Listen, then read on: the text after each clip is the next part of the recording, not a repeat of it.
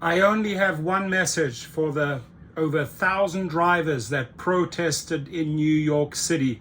Do it again, and soon, right? Because you made all the headlines.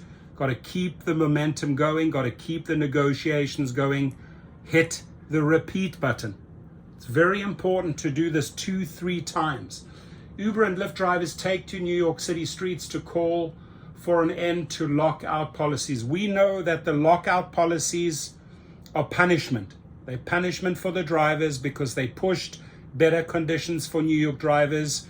They pushed for at least minimum wage. They deserve that, and Uber did not like the fact that they rose up. In New York, organizers say more than 1,000 Uber and Lyft drivers marched in the streets this week to protest the company's unfair pay rules. I made a few videos announcing this protest on July the 17th. Excellent work, New York. Excellent work, drivers. And whether it's rideshare drivers or taxi drivers, we are one, and I appreciate you taking up the battle.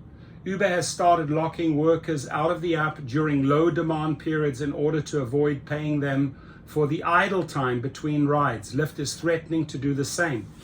Workers say this not only costs them wages, but makes it impossible to have a reliable work schedule. There will be a lawsuit, and Uber will be paying, and Lyft will be paying, guaranteed.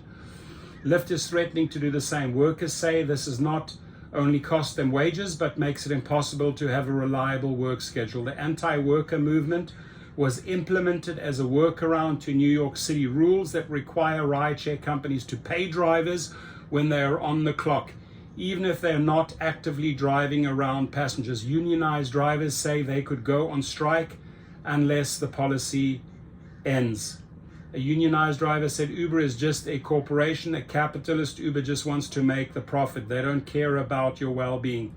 I'm telling you, ladies and gentlemen, all super proud of you. Hit the repeat button. If you were there, leave your comment, please.